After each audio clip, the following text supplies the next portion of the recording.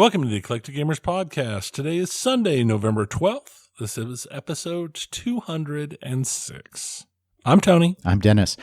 You know, I don't know.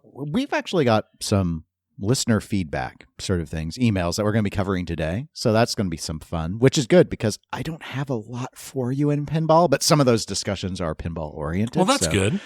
So that's pretty exciting. But before we do that, we'll go ahead and get the introductions out of the way. So, Tony, it's been a couple weeks. What's going on? Nothing spectacular. I think I talked about all the interesting stuff a few weeks ago. The big things lately is I have had a huge 2 weeks in Baldur's Gate. I'll talk about that more in the video game section. Also, that's about it. I mean, normal stuff. Oh, we had to replace our washing machine, our washing machine. I guess, let's see, that would have been 18 years off of our old washing machine was all it could take. It called it quits. So yeah, I did. I don't remember what year I replaced mine because I got a couple of used ones when I bought the house. And eventually it was actually the dryer that failed and I just went ahead and got both. But the dryer only, it lost one of its heating elements, but just cost wise, it didn't make sense to replace the heat. So I was having to run it twice. So I was using a lot of electricity on it. So anyway. Yeah, we lost the dryer a couple of years ago and we replaced it. But we replaced it with a dryer that looked very similar to the old dryer. So they kind of went together. Not so much now because when we did this replacement, we got one of them fancy front load washers and all of that. So it's, they definitely don't match anymore. So, but I'm not getting a new dryer to match with it. Okay. This washer cost as much as our original washer and dryer cost together. So considering how cheap and little we actually spent between the Black Friday sales already being active and everything, and just buying a lower end one overall. It's funny because, like I said, when my wife and I first got engaged, before we were even married, we moved in together and bought a washer and dryer combo set that was like $650 for both put together.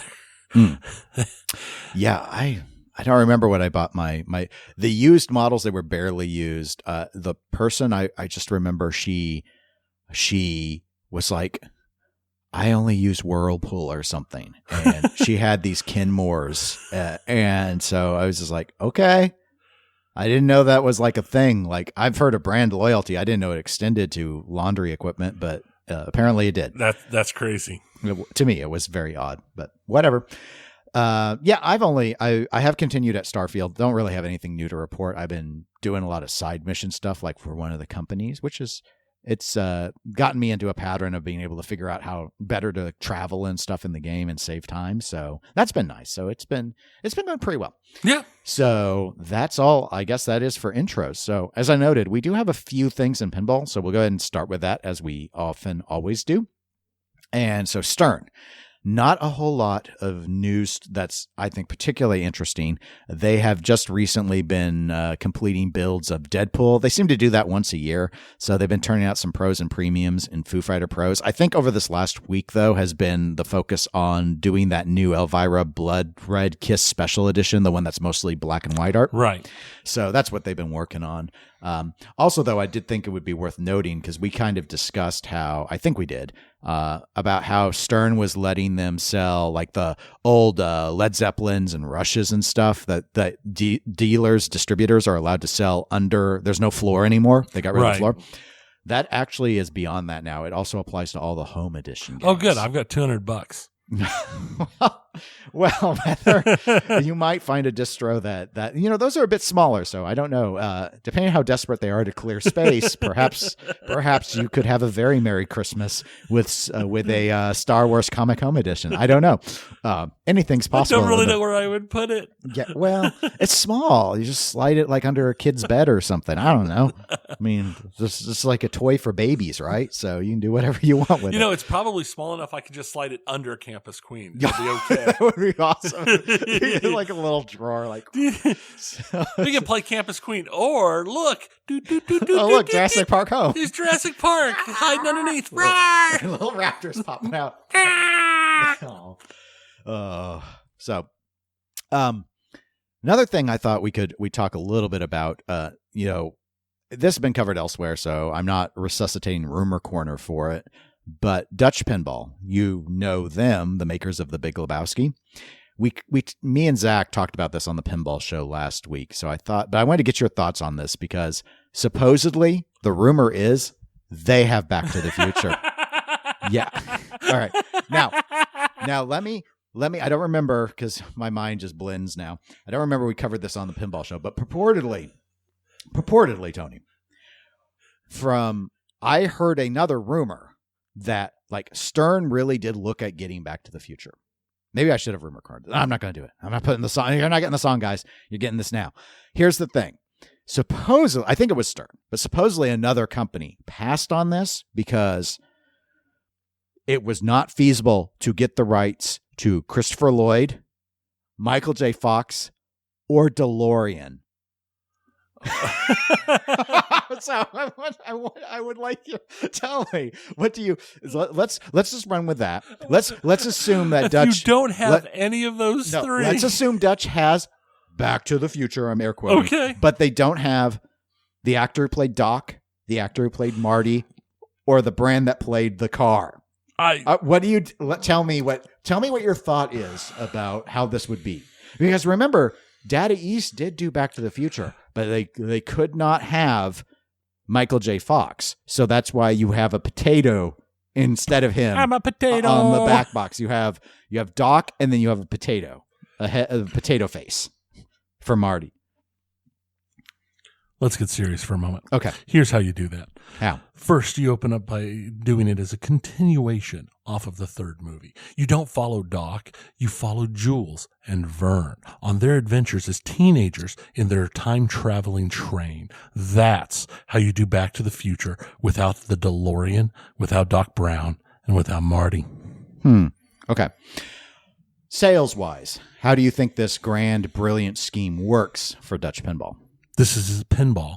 Dutch Pinball will say, hey, we're doing a limited edition. We're going to do 500 of them, and they'll sell out in about 14 seconds.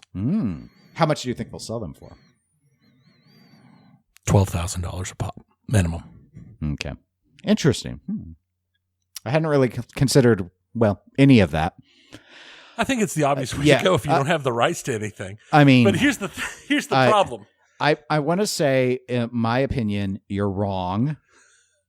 And this isn't going to work at all. So that's the stance I'm going to take. Oh, see, I wasn't saying the argument that it would work. Well, you said 14 seconds. You 14 asked seconds. me how you could do it without those rights.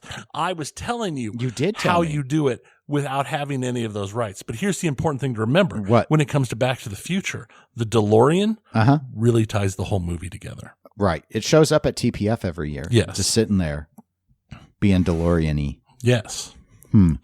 It is definitely one of those things that I don't think it would work. That's how I would do it. That's the first thing that came to my mind, how to do it without any of those assets is the obvious way. I think it would be, I am not one of those people who thinks that Back to the Future needs a new game at all. Well, no, I don't think so either. I think it's really silly. I love Back to the Future. I think the Back to the Future movies are great. I like all three. I even like 3. So, but at the same time, I don't think we need a new one of those any more than we need a new Lethal Weapon. You don't want everyone to dance now? No. Okay. Well, I mean, I kind of fall in a similar boat in the sense that I think there's plenty of nostalgia out there that's never been done before. You don't really need to go back and redo it, even if it wasn't done well. And I'm not going to argue that the first Back to the Future pinball game was a good game because I've played it like twice and it sucks. But I mean, let's just ballpark. Let's just. Is there really so few good themes out there that people have to revisit the well? And I include that for like us going back and seeing things happen. Like, did we really need multiple Jurassic Parks? I mean, there've been 3 of them, 4 if you count the home edition.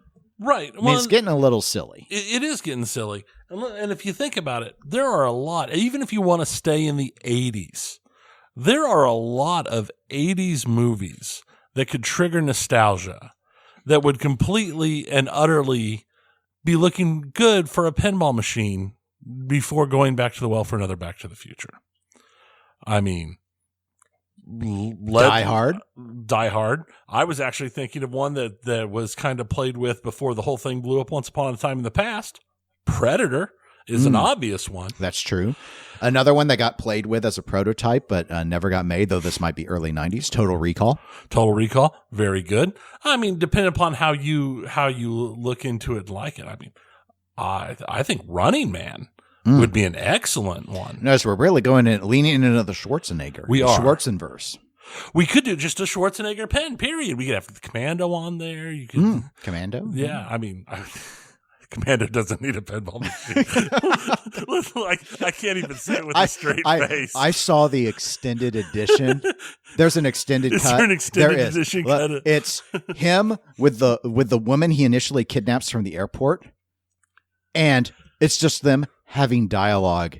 It's really bad. It's just like who after seeing it, it was like whoever was editor on that movie should have gotten the Oscar for editing because holy cow, was that fluff not needed in any way. It's just like it's like it's almost like I'm not even saying like it was super like that they didn't act it well. It's just like it's exposition fluff that's already covered. It's truly just redundant. It's just like redundant language. It's really just almost like when they were filming it, they're like, we're not sure the movie's long enough. So we're going to pad it just in case. And then the editor's like, no. But I mean, fixed it. Right. Commando. I like Commando. This just popped to mind while we were talking about it. I mean, it has a guy in a chainmail shirt. I mean, you got to wear your chainmail when you're fighting a guy with a gun. But it popped in my head while we were talking about it. There was a Rocky machine. Obviously, let's just go with a Creed machine. Sure. I mean, I've enjoyed the Creed movies. Of course, I also enjoyed all the Rocky movies. So, I mean, that's just a choice. Has there been a cliffhanger machine? No, there hasn't. Has there been an Oscar machine? No, there hasn't. We're going into the Stallone verse. Let's get crazy now. We're going with Stallone now. What were his tailors? Like Viducci's or Fisucci's? And then Viducci's, yes. That movie didn't do well for him. No, it did not do well. Here's the thing. I'm pretty sure Stop or My Mom Will Shoot. It did better than that. Yes, that might be his worst film. Copland? I mean, we're getting close to 2000 now, but Copland was like his attempt to like do a super serious movie when it was kind of seen as an action stereotype. Great. Yeah. Expendables. The Expendables movies that's interesting because those are relatively modern, but they're playing off of nostalgia. Yeah, and they've done it well. Why was there never a Rush Hour pin? Do you know how much fun the call-outs on a Rush Hour pin would be? Yes. I mean, thinking along the same lines of similarity, a Fifth Element that is just nothing but Ruby Rod call-outs would be so good. I didn't note it in our internal show notes. However, rumor mill is Barrels of Fun has Fifth Element. Oh, see, you could do it so well. You could. That movie has just the right level of camp. I think it was on your Watch Channel's Discord. We had a whole discussion about Gary Oldman picking like favorite Gary Oldman roles. What's your favorite Gary Oldman movie? And that is definitely, I won't say it's my favorite, but I loved him as the role of Zorg in that movie. He was so good in that movie. But just everything, all the call outs by Ruby Rod would be just amazing in that game. Okay. Well, I mean, I guess my takeaway here back on Dutch pinball and Back to the Future. If the rumor is true, Dutch, and you've secured the license rights, but you didn't get the rights to Doc, the car, or Marty, walk away. Okay, moving on. Or go ahead and use my idea, but I want a kickback. It was my. Do you want a TBL machine? They could put you in the queue. They could put you in the queue with all the early adopters. I guess you could be at the end of the line. How about that? I mean, maybe Back to the Future is their way. They finally get caught up on that. That could be. I mean, I did like The Big Lebowski Sure. when we finally got to play it. I mean, Mm-hmm. it's not a bad game. It's a great movie. Yeah. Well, we'll just have to wait and see. Speaking and waiting and seeing, if you were looking forward to seeing the next first-party module for Multimorphic, you're going to have to wait outside of 2023 because they did make an announcement that they would not be putting out another first-party game this calendar year. Original plan was to put out several games this year. We know Final Resistance was at TPF earlier this year. We did go and play that. And so there was an announcement from the company indicating that and all first-party game development is currently on hold as they try and address some recent quality concerns that have been raised. So we did not talk about that thread on this channel. We did not. However, we're both aware of it, I believe. Actually, yes. I know you because you actually messaged me the messages from the thread. Yes. So there is a thread on Pinside. I don't have a link in the video for you guys because I didn't want to dig it up because I don't know when the last post of it was. But essentially, someone wrote an open letter to Multimorphic, had included screenshots of a number of their service ticket issues, and were basically explaining why they sold the device. Mm-hmm. The thread went like in at least 6 different directions, in my opinion. Oh yeah, it went insane. It fragmented. However, one of the elements that I thought was really noteworthy were a lot of people were drilling down on talking about how much, for example, 3D printed parts were used in highware areas, and apparently we were talking FDM hobbyist grade 3D printing jobs, or that was the accusation. Also, a lot of complaints about the use of servos, which purportedly, and I say purportedly because I'm both not familiar with 3D printing and I'm not familiar with servos, but that servos are a disposable part from the RC world. And so they were failing a lot because they're not meant to last a whole everything can fail, of course. Mm-hmm. I mean, it's mechanical stuff, but like versus a coil, they tend to go bad quickly, very quickly. So those sort of things, again, there wasn't any detail about like, what are they going to change? Like, are they going to change the 3D printing method? Are they going to not use servos moving forward? I heard Final Resistance, for example, didn't use a number of these things that are quote unquote flaws. However, I mean, Scott Denisi developed the module, and as an engineer, he seems to know what he's doing. So that was probably just, I'm guessing, but those were probably just decisions Scott made because he's developed other games before and he knows what holds up. So he went in a certain direction. That wasn't the same as some of the other module developments went. So, right. I don't know. I guess I'm not particularly surprised at this as an announcement and I think this is something you know more so than me, but Multimorphic, if I were to describe their modus operandi, they do seem to be very reactive when they get public criticism. And we've seen in other instances where they just sort of change the website without announcing anything and stuff and it seems to be driven by feedback that happens in the public space. So I'm not surprised that they ended up having an announcement that seemed to be tied to this public feedback. I don't know necessarily if they were actually going to get a second module out this year, like it would have to, I mean, we're at the end of the year. This announcement basically came out at the end of October. So it's like, is it not done yet? Because I would think, perhaps wrongly, but hey, it's our show. We can be wrong. That if the module was done, why wouldn't you push it out? So it sounds like either the module isn't done anyway, and this is a convenient reason to go ahead and be, you know what, we need to work on the quality thing, and we weren't really going to get this module out without it being rushed, so let's just do that. Or this module was doing some of these things that have been criticized publicly, and they want to go back and modify it. I think both of those are solid options. My very first thought was that the module wasn't ready, and this gives them a good PR excuse to not follow through with their original.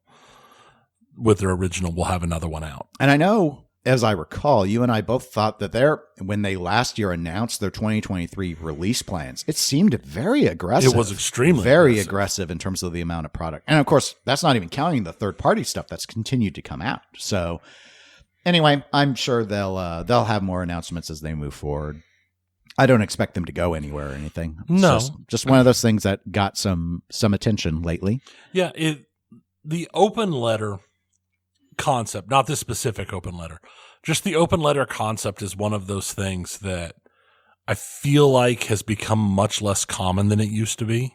And I still kind of like it because it feels like what you see more often than not are just people complaining on forums and online and on social media, where this type of doing it as an open letter that has actual good and bad, has actual concerns and possible fixes to concerns is much more constructive.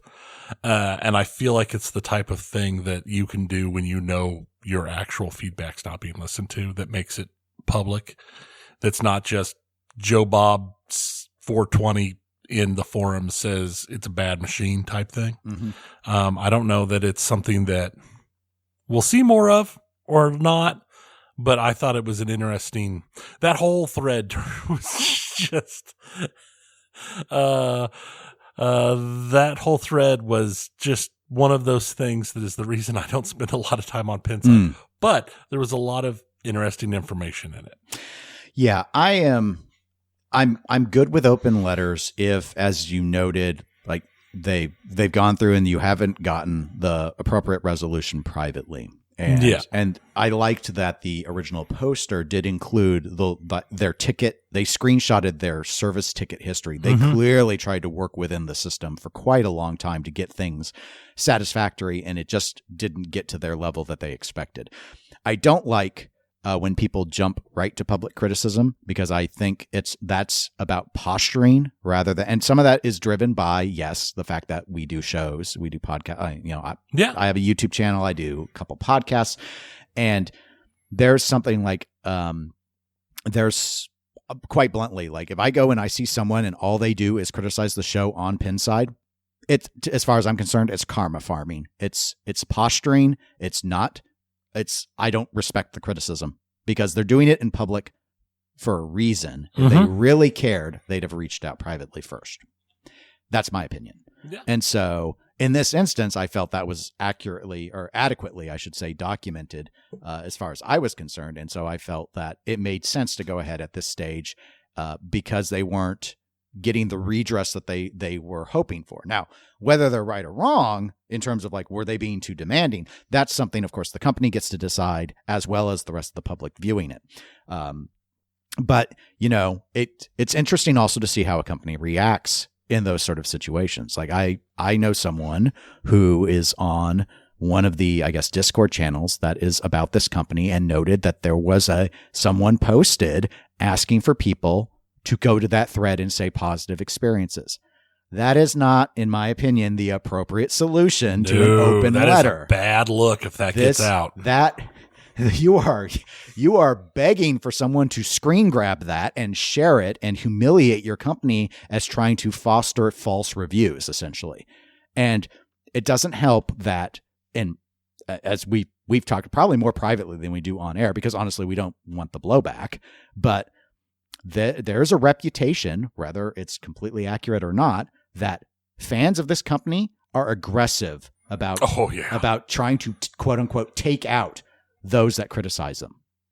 And so that just feeds into that narrative. And I thought it was interesting. Someone did post in the thread the concern that people weren't going to be willing to come and share. Like they'd be too scared to go into the open letter thread and share their positive experiences. And I'm like, it's an interesting theory, Cotton, but that's not ever how I've seen it play out with them. Spooky's fans were like this too in the past. Yes, they were. Had the same reputation of, we got to defend the little guy. We got to defend these upstart companies. And so we're going to go and we're going to tear down anyone who's critical. And that's the reputation that exists for this company as well. I'm not saying it's from the official people of the company, and hey, you can't control your fans, but they ain't always doing you favors with that sort of behavior. That's very true. And I think that stretches across the gamut. There's fans of everything, and some of them are always going to be rabid and intense to a scary point. Sure. Do you feel, though, that it's more pronounced? And I don't think this is just applicable to pinball, but that it's more pronounced when it's the little guy. Like people feel, I got to stick up for the little guy. And those people, because they know they're in this small kind of niche group, that they are a little more vicious about it than I 100% do. Stern has fanboys, but that's like Stern's like over 80% of the market. So who cares if people criticize Stern? Because that you're. Let me give you another example. It's pinball, but not multimorphic. It's back to Spooky.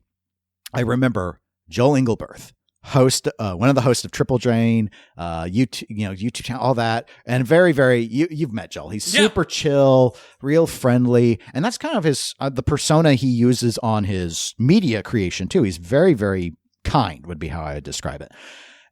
But he didn't like Halloween, the pinball machine, Halloween, and for good reason, in my opinion. And so he had some criticisms that he aired on.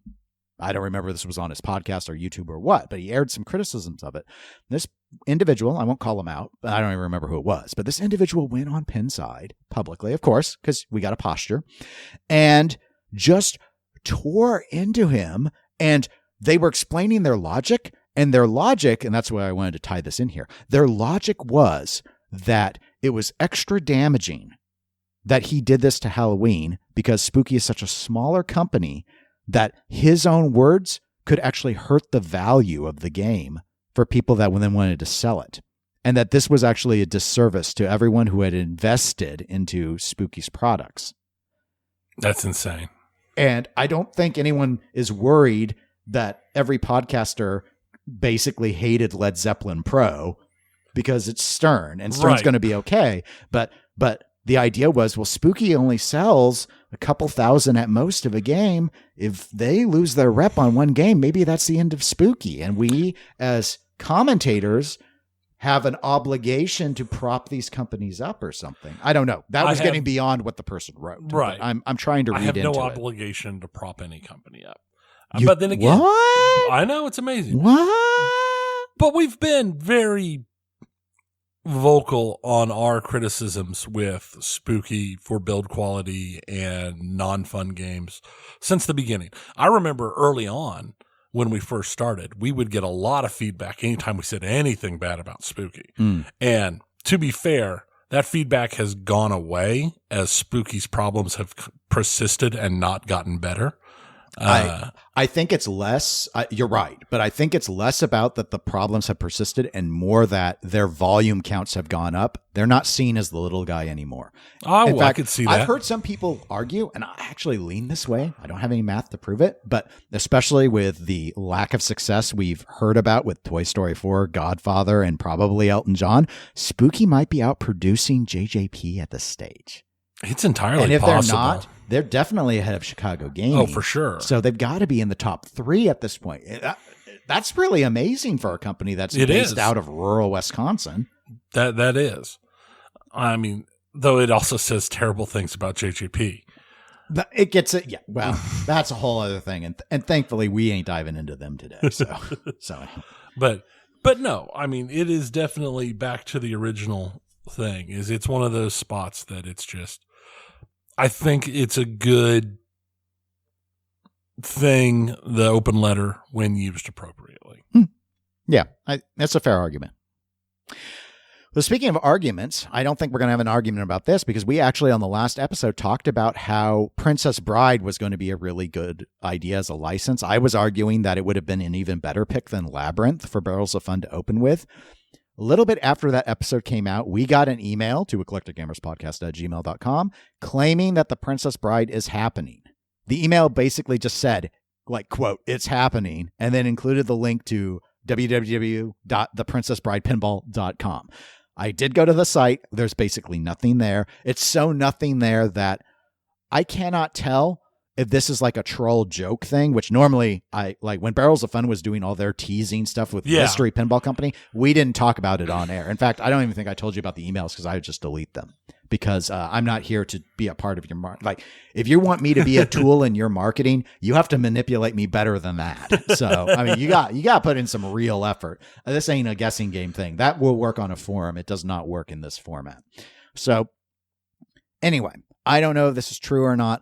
However, I initially thought someone just sent it to us because we talked about about Princess Bride on the episode. However, I believe I have read or heard that other podcasts also got this email. So it may have just been an interesting coincidence, but I thought it was kind of funny. That is an interesting coincidence. So Princess Bride is maybe possibly happening. And better choice than Back to the Future. Yeah, I think so. I mean, and here, I mean, there's a lot of options for call outs there. You could get Mandy Patinkin or you could get Carrie Eels. Either one would work very well, I think. Well, moving on from that. Dreams. We have a couple individuals I mentioned wrote into us. Okay. So a couple of them on the pinball section. So here's the first one I wanted to go ahead and do. David P. wrote in. This is actually regarding some of our discussion about Cactus Canyon. You might recall that I made some jokes at the expense of Cactus Canyon's theme. A little, well, maybe one joke. But anyway, so David writes in, Dennis, thanks again for all the work you and Tony do on the podcast. It's always my first and often my only pinball podcast listen, and I really like the video game section too. Last episode you said, quote, nobody bought Cactus Canyon for the theme. Nobody cares about cacti, end quote. Okay, that may be the exact quote I said. Or something along those lines. Well, David, that is, if not exactly what I said, that it's very close, because I now remember, because I was really proud of saying cacti. It's the little victories that we have to run with. Anyway, back to the email. And you said people only buy it because it's easy. I know that this was said at least partly in jest. I actually bought Cactus Canyon for the theme. I really like Old West themes, and there are very few Old West themed games from the 90s to the present. Also, Cactus Canyon has a lot of cheesy humor, which adds to its appeal. I even got wife approval when we played an original at the Pinball Hall of Fame a few years ago. Also, Chicago Gaming makes high-quality, reliable machines, even if they ship slowly, that don't break often. The new code, addition of color-changing LEDs with new light show, and the nice, bigger color display make this a much better game than the original Cactus Canyon, in my opinion. Being a fan layout, it's a nice, smooth shooter, but I didn't think of it being easy as a reason to buy it. I have 13 games of varying difficulty. The game being easy never crossed my mind as a reason to buy it. I know this is way more analysis and feedback than you probably wanted on an offhand comment, but I really love my Cactus Canyon. Thanks again for such a wonderful podcast. Well, David, thank you for writing in. Tony got a chuckle out of my the remembrance of the Pepperidge Farm moment about how mean I was to Cactus Canyon. I will agree. Chicago Gaming Company, excellent build quality Very reputation. much so. The best, I'd say, reputation in the entire hobby. It is such a shame that they turn out games so slowly. It is. Both in terms of how many they ship and how quickly they put out new product. Because I absolutely concur. Their build quality is incredible. Their games look great. I also agree that you are correct. There have been next to no Western themes as of the 90s. Oh, yeah. No, Westerns are... Nobody cares. Yeah, for all intents and purposes, Westerns are dead I gotta anymore. lean back. I got double. We're doubling down. We know there are still good Westerns. We're doubling down. Sure we are. There are still good Westerns out there. There are. But you want to say Unforgiven, and okay, and that was going to be the first one you're going to say. But that was a long time. Right. That was a long time ago. Unforgiven probably would have been. Gene Hackman was still acting. That's true. If you That's want how long something ago more recent, 310 to Yuma. That's a remake, but okay, still, it was good. It was good. I saw it. It was good. It was good. I'll drink your milkshake. There will be blood. What was the name? Just left my head. There was the remake of True Grit. Is that the there one was a remake of True Grit? That was That's actually not what better I was than thinking. the original. I agree. Sorry, that John was Wayne. better. That was better. It was than the better. original. It was a lot better. No, I was thinking of Blood Tomahawk. I have not seen Blood Tomahawk. It's more horror than Western. It's like a horror Western, but not. But the problem is the Western, the role that the Western played in movies and TV back in the day has kind of been usurped by science fiction and fantasy. I feel. I remember once hearing an argument that the movies like car chases and that style of action movie is what displaced the Western, but it's interesting. Here's the thing. Fundamentally, the reason for my statement was primarily because the aforementioned Joel Engelberth bought Cactus Canyon because it's easy. And I have applied his logic to everyone because that is what I've chosen to do. Because you and I, as we've noted several times, have played the original Cactus Canyon. Mm-hmm. And in my opinion, I won't speak for you, it's not that good of a game. It's okay. It shoots well, but in a world where you're getting fan layouts that are Attack from Mars and Medieval Madness, Cactus Canyon would be now. I'd actually take Cactus Canyon as a layout over Monster Bash, but as a theme, I would not. As a rule set, I would not. But as acknowledged, Chicago Gaming did complete the rules, and we're not talking about the separate new enhanced rule set, which isn't out yet. We just mean they've completed the rules. So that's not a perfect apples to apples thing, but that's kind of where I was coming from. Just in terms of my experience with the game. It's okay, but to me, it was probably C tier at best out of Williams. I'd rather own a Shadow. I'd rather own Bram Stoker's Dracula. I'd definitely rather have Attack from Mars than this. But what's interesting this has been wannabe, let's finish out the line while we're trying to finish Pinball 2000 title. Right, but it's interesting to me that you're listing as a C tier, and then you're talking about the games you'd rather have that are all, I think, undeniably A tier. Let's be honest. Shadow and Brom are B tier games. Okay, I'd rather have Creature. Is that A tier or B tier? I'd rather have Congo. That's not A tier. That's not A tier. See, here's the thing. I would put Amy is good gorilla. I would put. Is there a good Shadow gorilla and Cactus and Brom as B plus? I would put Creature as B. I can see people are probably. I'd rather have Junkyard. Oh, I don't know if even I can say that. You can, because you get to shoot toast at a dog. Is there toast in Cactus Canyon? I don't think so, except toasty cacti. That's tough. Would I rather have Junkyard Come than on, Cactus it's got that Canyon? hanging freaking ball thing. I mean, it does, but I don't know if I'm willing to go so far as to say I'd rather have Junkyard than Cactus Canyon. No, actually, I'd rather have Gilligan's Eye. Okay. I'm just being mean now. You're just being evil. I am. I mean, I don't. Next thing you know, you're going to tell me you'd rather have Popeye than... No, that would hurt my reputation. What little there is left. Or Looney Tune, or the Bugs Bunny's Birthday Bash. Is it Birthday Bash or Birthday Ball? I can never keep it straight. That game. Let's be honest. It's Bugs Bunny Birthday Trash. That game is awesome in a group, though. Oh, no. It's really worth it. In fact, you should play dollar games. Oh, no. Did we both almost said bad words. I'll have to go back and check and see if Tony did one there. I think I stopped it. At the F, but yeah. Let's go with Battlestar Galactica. Frack that game. There we go. Yes, fracking. Anyway, but thank you, David, for writing in and explaining why real fans would buy Cactus Canyon. I don't hate Cactus Canyon. Would you ever buy it? You wouldn't.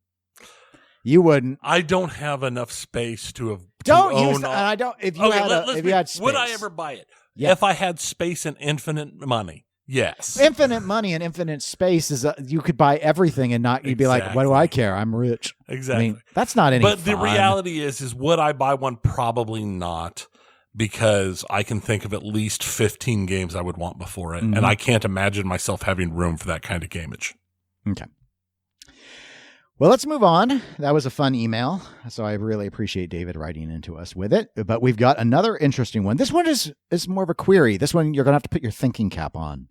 Ben M. wrote in, and he asked us, or wrote, I should say. There will be a query, though.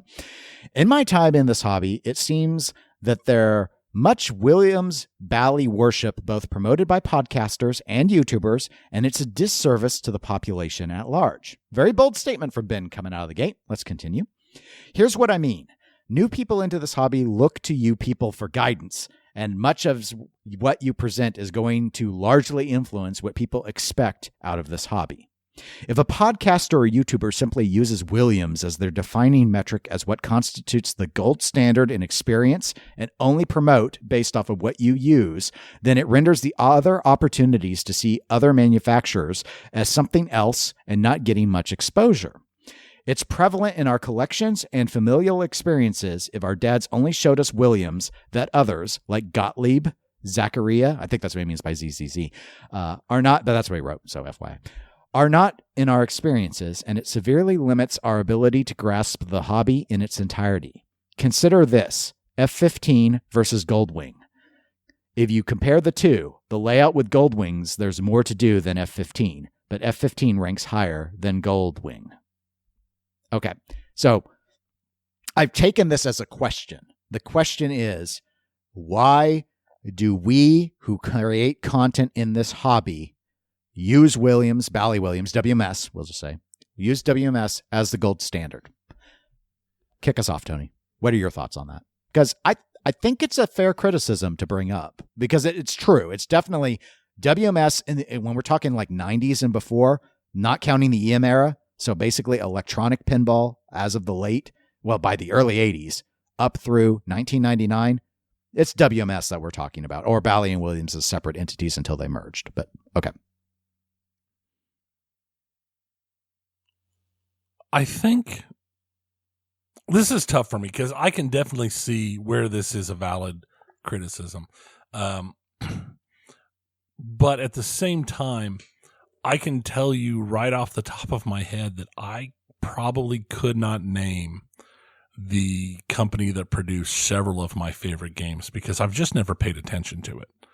I'm more about the individual games myself, but thinking on it, I think they're almost all Bally Williams games. I'd have to look it up to be sure. But I do think there is a definite difference in game quality there.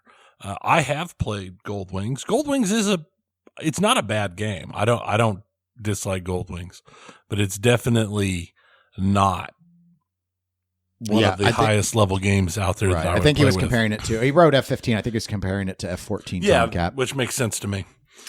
But F-14 is its own special, like high speed, crazy thing. Yeah, it's a fair point, and I think there are a couple aspects here that are in play that I want to touch on. Because, I do think it's a valid criticism. However, I also think that there are valid reasons that content creators do it the way that they do. Now, you might not agree that you might not like the reasons, but I do think there's a logic to it. All right. First of all, the gold standard issue.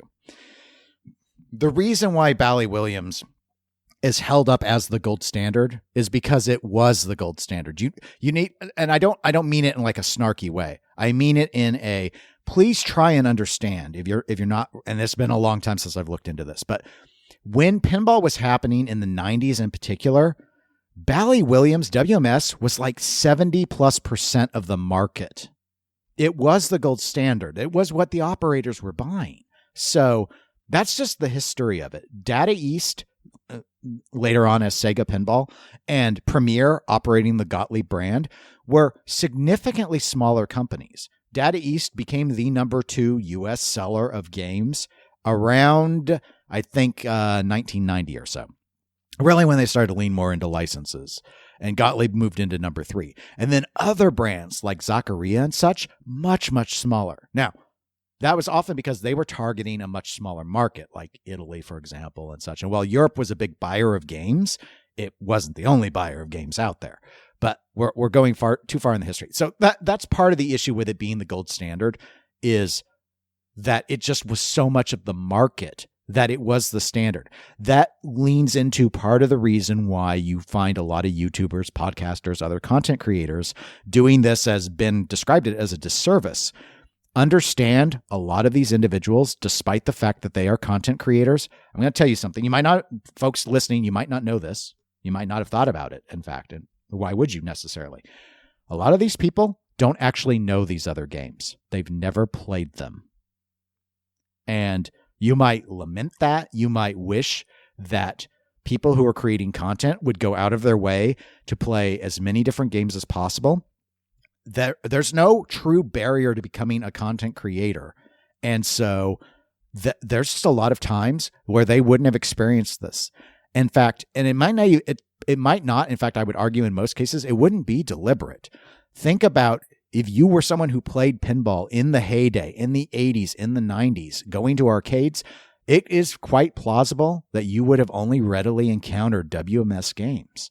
And if you're not going to shows, and not all these content creators do, you might not experience other games. And even if you go to shows, a lot of the content creators spend so much time interacting with the people who watch their content that they don't play very many games. When Tony and I first started going to Texas Pinball Festival, that is what we did, is we focused on playing games. But honestly, at this point, other than going and like playing the new stuff, we don't spend a whole lot of time playing pinball games. It's really amazing how much less time we spend at conventions playing games than we do talking to people anymore. And I can say, because I wanted to broaden my experience on it, like just using Texas as an example, the pickings in terms of being able to go and find, just say, Gottlieb Premier games, it's a very, very small portion of what's shown up in the solid state era. There are people that will come and you will go around and you will see that there might be 3 or 4 Medieval Madnesses around that showroom floor. And you'll be like, I want to play System ADB games from Gottlieb. And you'll be lucky to find 2. And they won't be the same. And maybe they're not working. I mean, it was years. I had on my wish list for a long time, World Challenge Soccer. Gottlieb's basically World Cup soccer. It was years before I finally saw it at a show to play it. Years. And that was a game I was actively trying to find to play. And it was for sale pretty cheap, as I recall. It wasn't very good, and it ended up not on my list anymore. However, the point is, a lot of these games just did not get very big exposure, and even at shows, quite bluntly, still doesn't get very much exposure. How many Zaccaria games have you been able to play in person? I've played Farfalla and maybe one other. They're just not around. Yeah, that's valid. They're not showing up. We can't talk to you about other games unless we actually experience them. And I'm not going to pat myself on the back because it's not a positive or a negative in my view, but I feel, especially if we limit ourselves just to people who create content in pinball, I've owned quite a bit of non-WMS games compared to, I think, a lot of my contemporaries. I think you have. So you had quite a collection of I had a lot of Premier Gottliebs. games. You had a lot of Gottliebs. To me, a lot. And part of that was because they were cheaper, because people don't want them. People want WMS. I have not owned a single WMS game ever. I've owned Williams, I've owned Bally, but all predating the merger. I've never owned a DMD Bally Williams game, ever. And so, I mean, that's just kind of where it's coming from. So it's not so much, in my view, that the content creators are deliberately doing a disservice to the population. You just need to understand, everyone needs to understand that this stuff isn't like manna from heaven that's just falling on us. You can't just walk down the street and get to play a Zaccaria game or go and experience a premier title. Even at shows, they tend to be really few and far between. It's very unfortunate, but that's just the reality. Though I will, if there's one and it's running, especially something by Zaccaria, I'll definitely give it a shot. Sure. Anytime I'm walking and I see a game that I've never seen before and it's working, I'll try and give it a shot. Right. But I mean, I'm reminded of a couple of years ago when we were at Pinball Expo. Do you remember how many games that were so rare, so weird, so different, and how many of them were working? Like none. It was just a waste. And I mean, that was what it was, but we did our best. So I don't know if all the other content creators do. Quite frankly, no. I think a lot of them are completely ingrained in a bias that it's WMS, and maybe, I mean, for a long time, this is another thing and I don't know if Ben's been in the hobby a lot or a long time or not, but for a long time, I mean, even with the resurgence of pinball, up until I'd say just before up until the LCD era of Stern, I would say, there were still a lot of people that were just like, Bally Williams is better than everything modern too. There was a real strong bias. There was a very strong bias for That's that. actually shifted now, where modern Stern is seen as the best, I would say. I think so. But it took a lot of price increases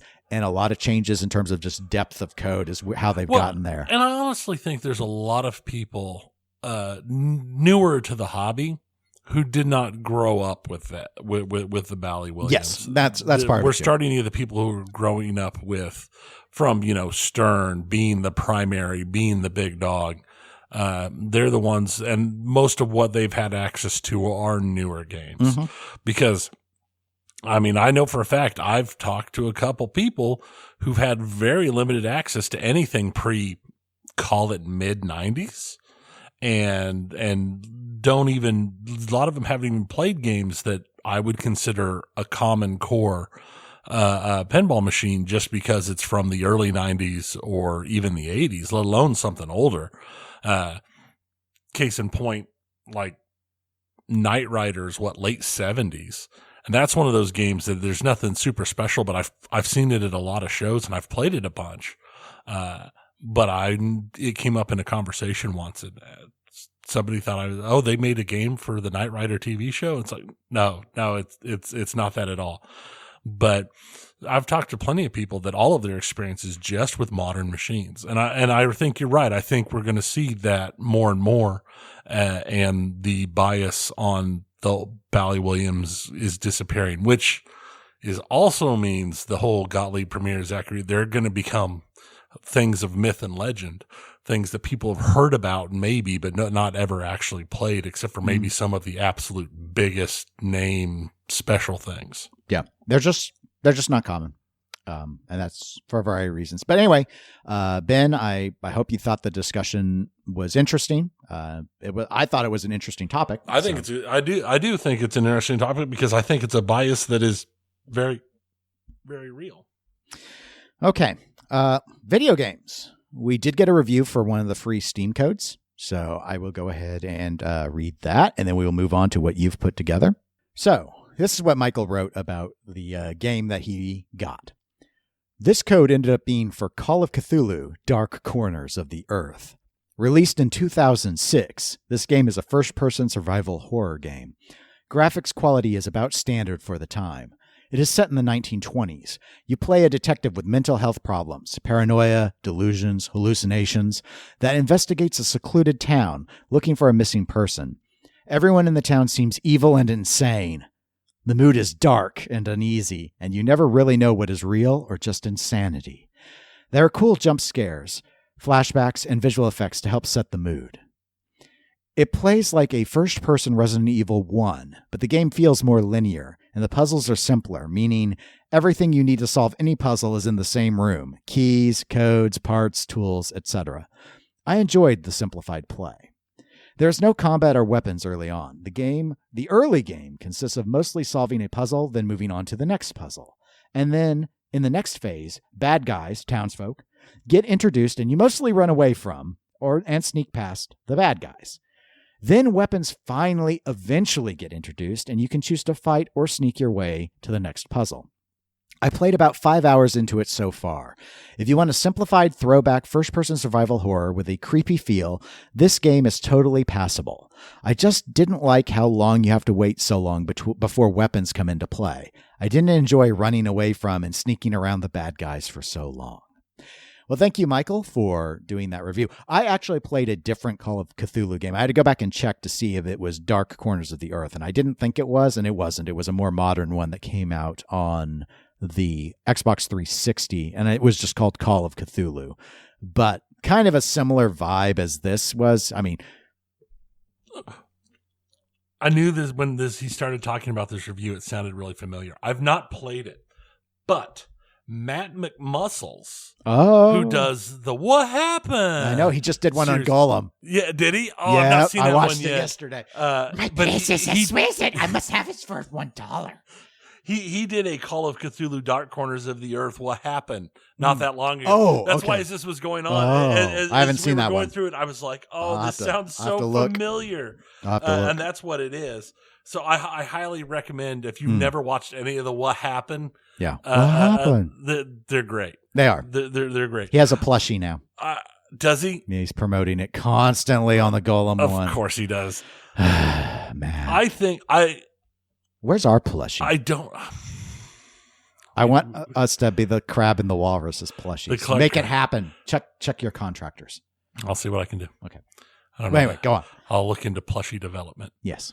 But right into clickingamspodcast@gmail.com if you want to buy a plushie. Okay, go ahead. Call of Cthulhu is one of those things that I've never really been able to personally grasp as a video game concept, just because to me it feels like it'd be too restricted, you know what I mean, in a video game setting, as opposed to being a more free form like a tabletop setting.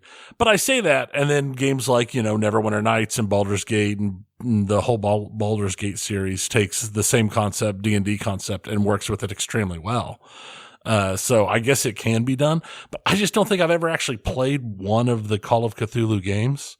Other than I've played them on tabletop multiple times, but interesting. Thank you for writing in. I thought it was interesting. It just caught me. It's like, man, this sounds real familiar all of a sudden. Well, you probably have some really familiar, more modern games than the early 2000s to walk us through. I do. I have actually gone pretty heavy the last 2 weeks in Baldur's Gate. And I successfully, last night, actually, completed Act 2. Part 2. And it is amazing to me how this game turned out in this day and age. This is one of those games that the more and more I play it, the more and more it pulls me in, the more interested I become in the characters and the story. And just based upon what we've seen in games in general in the last 4 or 5 years, to see a single player game that is this polished with this much stuff going on is crazy to me. After I finished Act 2 last night, I went back and looked at some other stuff just to see if there was anything major I'd missed just in Act 1. I didn't even look in Act 2. I was just looking at like major things in Act 1, and to find out how much stuff I'd missed in Act 1 makes me wonder, how much stuff did I end up missing in Act 2? I don't know. We'll find out eventually. But for the depth of this game and the different options and the different ways you can go, considering how it makes so many of the other games that we've seen in recent years that are supposedly, like these huge, wide, go anywhere, do anything games feel so much more shallow, because while you can go anywhere, there's not necessarily anything big or important in it, that it has just been insane to me how well it's done. And the voice acting and everything is so good. And they do a good job of making you actually care about the characters.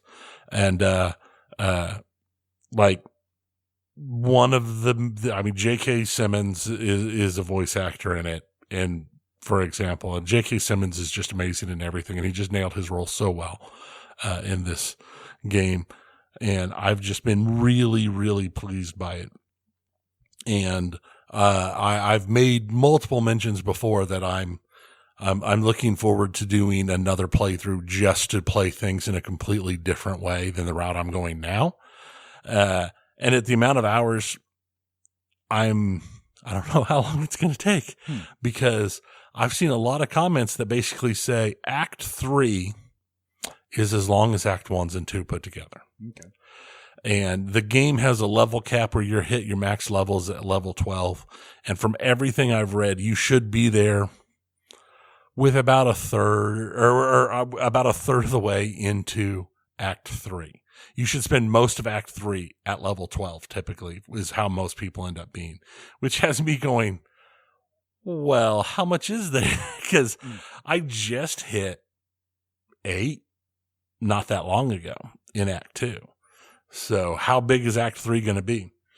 Considering all of Act 3 appears to take place in Baldur's Gate, and I've not even gotten there yet, it's going to be crazy. But I've so deeply enjoyed this game. And I believe that it's been pretty clear that I'm not the only one who's enjoying this game, because this week Baldur's Gate cleaned up at the Golden Joystick Awards. They got 7 of the awards. Wow. That's never happened before. In all the years the Golden Joystick has been around, no one game has ever gotten 7 awards. They won Best Storytelling, Best Visual Design, Studio of the Year, Best Game Community, PC Game of the Year, Ultimate Game of the Year, and Best Supporting Performer for Neil Newbon as Astron. So that's pretty impressive. Wow.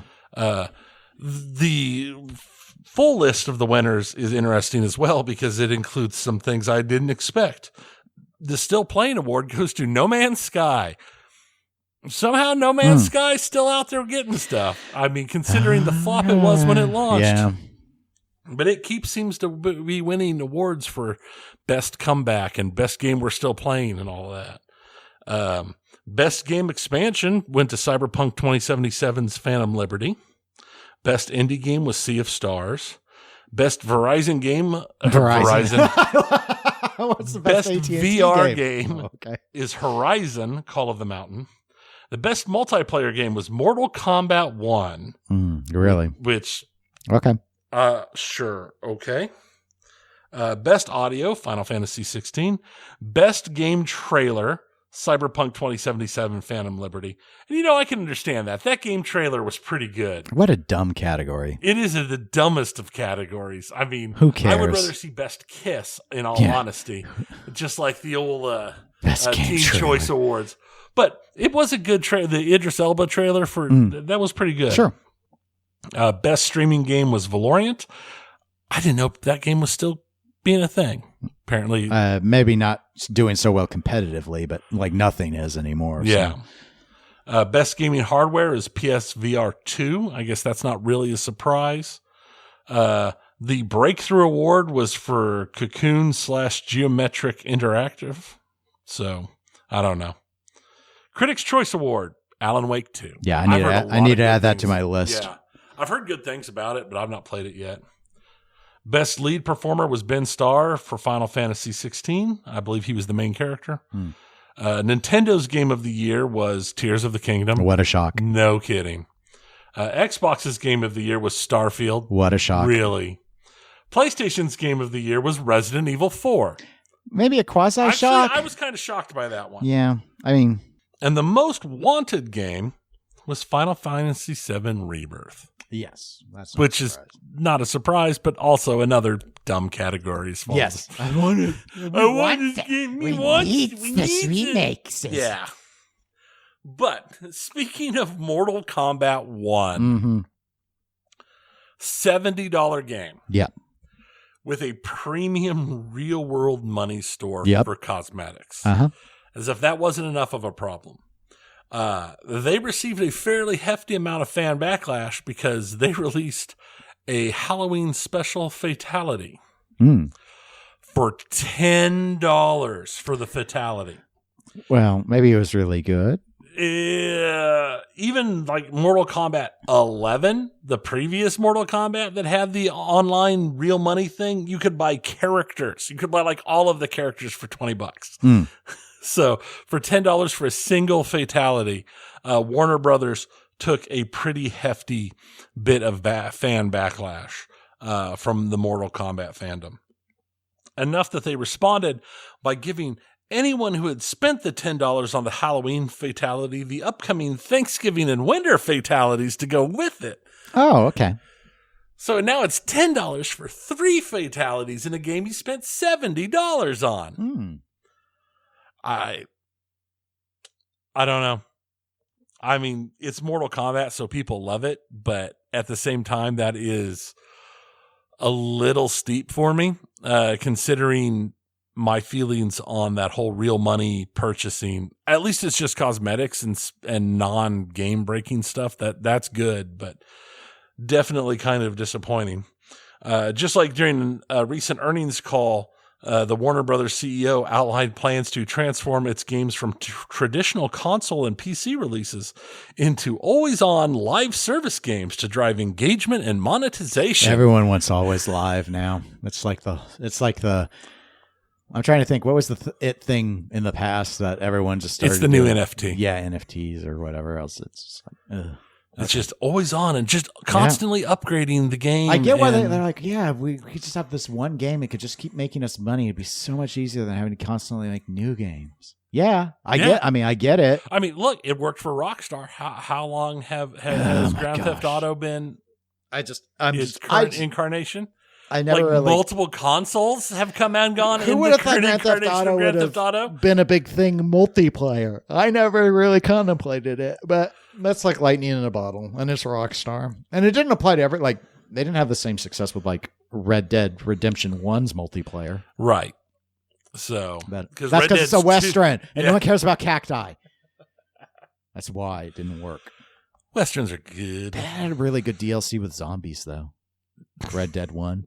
It's weird. I never played the zombie one. Oh, it's that was good DLC. It was just everything's on its head. It's weird. They just kind of go with I it. had an apocalypse pony that I rode around. Apocalypse pony. His hooves left flames. I'm pestilence pony. War Pony. War Pony. Oh man, The Escapist. Oh, that hit web presence with Yahtzee, the really popular. You're right. Reviewer? It's like the big main thing the only thing I know it for. You mean that yes, Escapist? That Escapist. Okay, they've been around a long time. They have. They've been around for over a decade. The zero punctuation game reviews by Yahtzee have been one of the earliest and still maintainly most popular of that style of review. I remember when he reviewed Fallout 3. Yeah.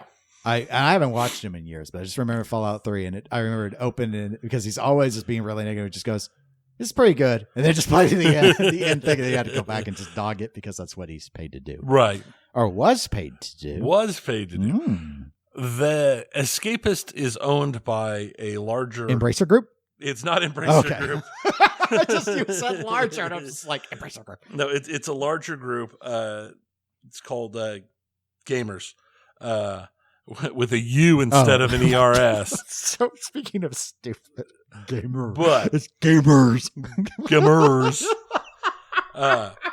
They recently terminated several employees, including Nick Calandandra, who was the editor-in-chief of their video game section, for not meeting goals set by its parent company, Gamers. Apparently, these goals were not well communicated and were actively impossible to get levels of engagement and increase in income and watch it and views. And Nick Calandara, when he quit or when he was terminated, refused his severance and refused to sign an NDA. Oh, I bet the NDA was the condition for the severance. Mm-hmm. Okay. So, and talked about it quite openly. And was followed within a day by every single member of his team. Wow, that's very rare. The entire video game division of The Escapist is gone, or not video game, but the video section of The Escapist. Oh, they were doing like their series. Gone. Okay. Everybody who did all their series, all their video production stuff, the people who ran the Escapist YouTube channel, they're all gone, including Yahtzee. Mm-hmm. The primary reason The Escapist still exists. Right. He must have offered them a new, like Nick must have set something up. That's the only way that would have ever happened. Because most people can't just walk away from their job. It's too risky. Right. And he did. Okay.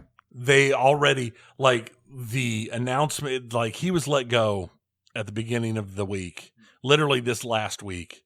I saw the news article about it on the 8th.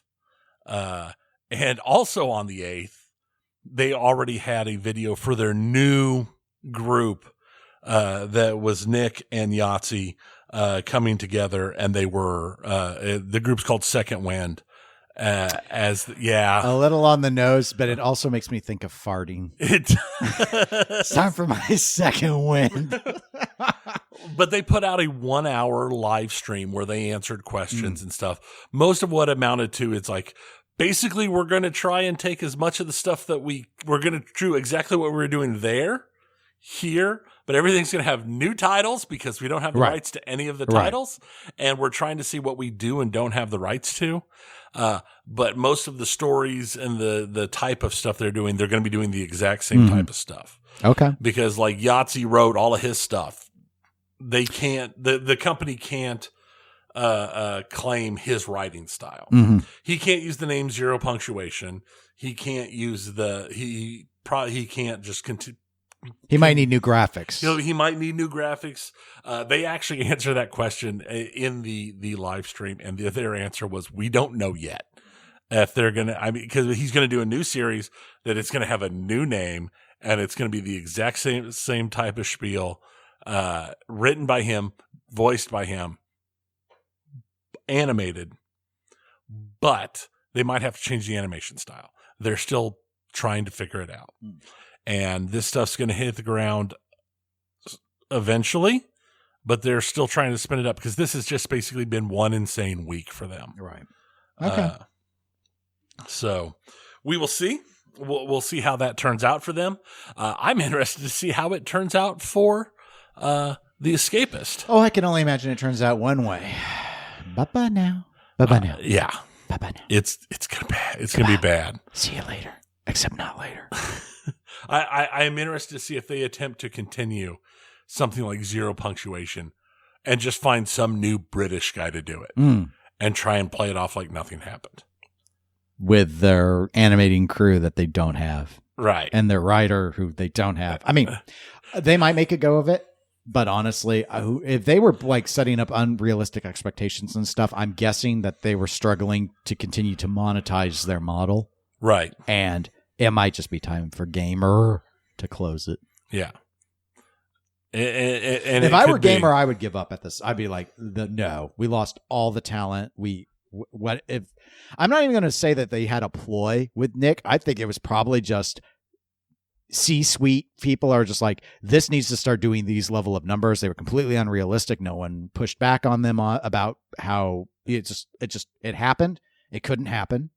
And then their whole creative team has spun off. So why try and rebuild it, especially if it wasn't making money in the first place? Well, that's the thing is, was it not making money or was it just not making enough money? Because this would not be the first time where we've seen companies and groups and items that were profitable.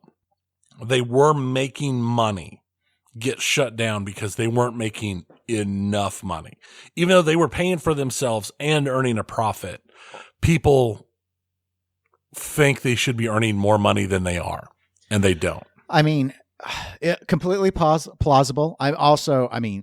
Because, and again, this is my bias because I only ever used Escapist for Zero Punctuation, and that was it. Me too. In my mind, it doesn't even necessarily make sense to do Second Wind. That Yahtzee could have, in my head, just as easily said, no, thank you, Nick. I'm going to YouTube. I'll pay an animator, and I'll just make money off of ad revenue, Patreon, and subs. And he, honestly, my guess would be he's probably popular enough. He could generate enough money to do all of that and only do Zero Punctuation, the new version, with the new name. And because who cares about the rest of the video stuff Escapist was doing? Not to say that Second Wind maybe didn't have some good ideas there. Maybe it's more popular than I realized, or they could potentially build it all up. But Yahtzee's the star, not Nick. So I just don't know if that's... But maybe he doesn't want to deal with the business side. It could be. And I can't comment because, again, I don't watch anything else there. I've read good things about some of it, but I don't watch any of it. I've got a limited amount of time to watch stuff. There's a limited amount of stuff I can watch. And quite frankly, video game stuff and pinball stuff eat a big chunk of that time, and I dump most of the rest of it into like lore and motorcycles. And I have to balance that. There's just so much I can do, and I can't watch all of everything. I can't even watch all of everything that I would necessarily like to watch. I mean, I quit watching Zero Punctuation because after a while the shit got tired to me. Right. It's a formula, and the formula becomes so formulaic that you're like, I know exactly how this is going to go. I can't even trust that this is an honest thing. Everything's getting nitpicked out of proportion because he has to dog the game. That's what people want to watch. So that's why I walked away from it. But we'll see. Well, I'm sure they're going to hit the ground running pretty well if they took their entire team with them. Yeah, because they're basically just going to change names of everything. They'll have to, obviously, anything that they had pre-filmed and had pre-ready, which I'm sure was a lot, is gone. And they're going to have to start over and rename everything and generate the business. But from the looks of it, it's going to be a on YouTube video segment or video thing. And it's in a lot of ways from watching the live stream, it feels like the Pinball Network, where Second Wind is the overarching connector, but it'll be a lot of individuals with their own individual stuff that are tied into it as part of an overall. Okay. Whole. Yeah. The main thing would be whether or not they're all doing it under one channel or not would be the big question. It looks like that they all have their own individual things, but they also are talking about having other things that will drop specifically on the overarching channel. So it's a combination. Okay. But again, that was from a live stream where they're literally saying, we don't know 100% yet. This is what we're looking at. So it sounds like it's going to be very much that way to go. Other news we got, no surprise to anybody, Nintendo's making a movie.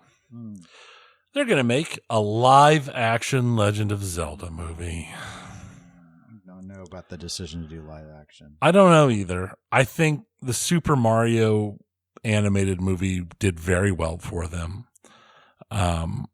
Doing a live-action Legend of Zelda is going to be interesting, considering how poorly so many things have translated to live action from video games or even animation. It's definitely going to be a high bar to cross. The ongoing rapid, as with anything getting converted into live action, the fan casting, let's call it, for the roles is hilarious. I've seen some extremely funny fan castings for roles, and a surprisingly large number of people who can't wait to see Chris Pratt as Tingle.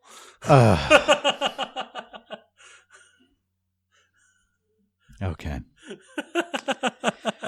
Okay. Simmer down now. Oh, I mean, everything's got to have a Chris in it. I guess. That's the way it's been going lately. Johnny Depp is Link. Oh, man.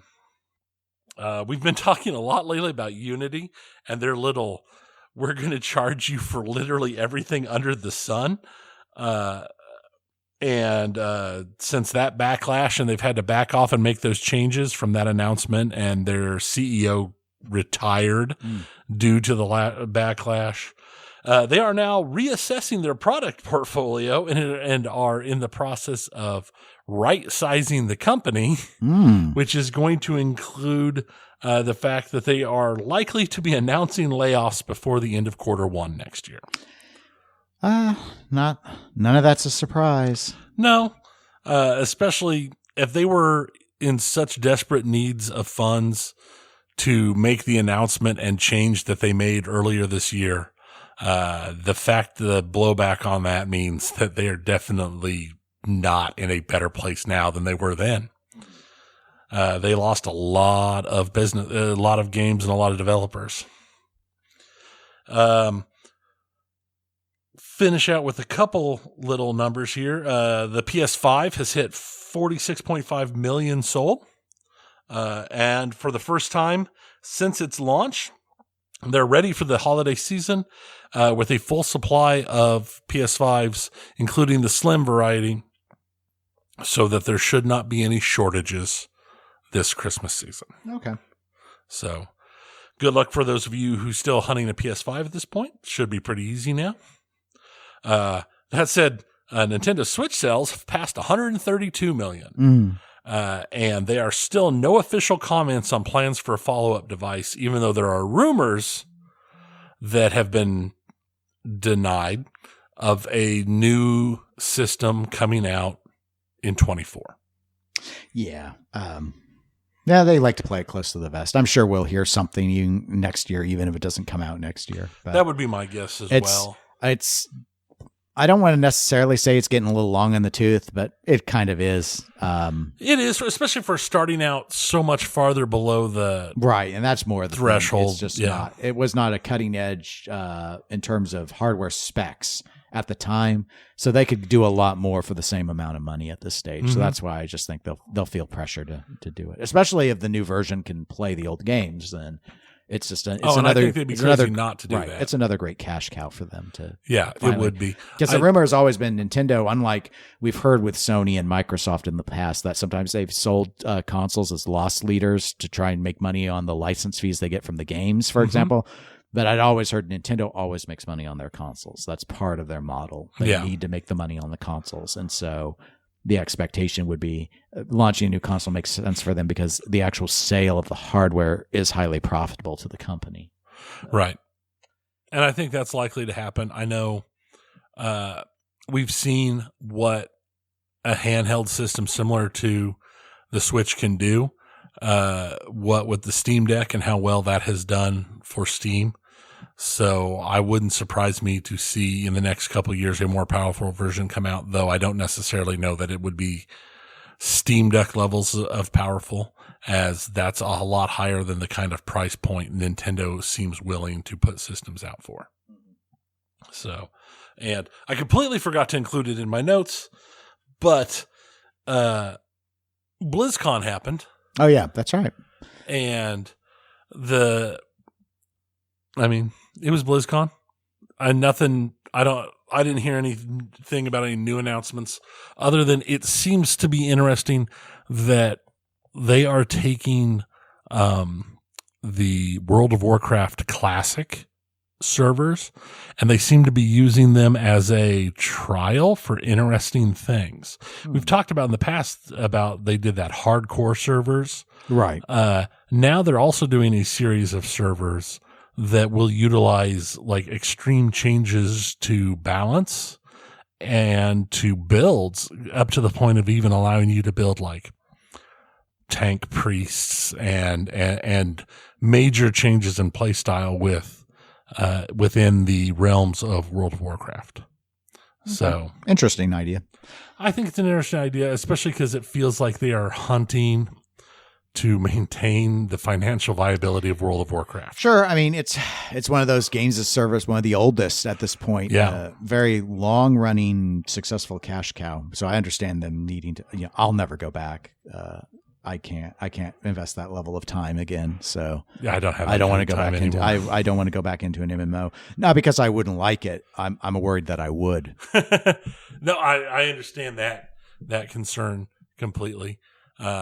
I definitely feel like I have more hobbies and needs for my time between, work and family and hobbies and everything than I have actual time to invest. And I'm a person who doesn't get a lot of sleep at night anyway. And I still feel like I have more time because most of my video game playing happens in the very early mornings because, well, we've shared a hotel room. I wake up at like 4 a.m. every day. It's just when I wake up, I can't stay asleep past that. So I do a lot of video game playing in the mornings before I go to work and stuff. So I definitely do not have it within me to return to an MMO. I did for a while last year playing Final Fantasy XIV. But it got to the point where it was just demanding so much time that I wasn't doing anything else. Mm-hmm. And it was costing me monthly money for that time. Right. So it just was to the point where it's like, okay, I'm going to let this go. So, but that's what I have on video games. Okay. Well, that's it for the show then. So folks, if you want to reach out to us, you can always email eclecticgamerspodcast@gmail.com. We're available on facebook.com/eclecticgamerspodcast. And we have a Patreon if you'd like to support us for as little as $1 a month. That's at patreon.com/eclectic_gamers. We're available on Instagram and Twitch as eclectic_gamers. And we will talk to you all again in 2 weeks with the latest in video game and pinball news. But until then, my name is Dennis. And I'm Tony. Goodbye, everybody. See ya.